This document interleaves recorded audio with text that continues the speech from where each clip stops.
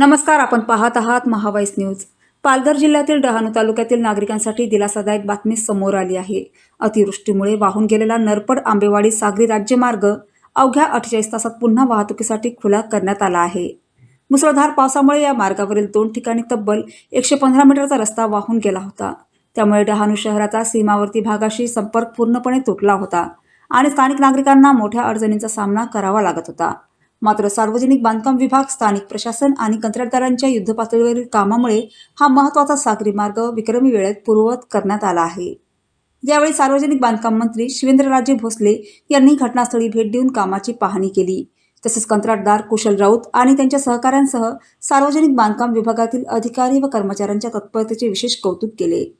या मार्गामुळे परिसरातील नागरिक, शेतकरी, व्यापारी, विद्यार्थी आणि वाहन चालकांना पुन्हा एकदा मोठा दिलासा मिळाला असून दैनंदिन वाहतूक सुरळीत झाली आहे।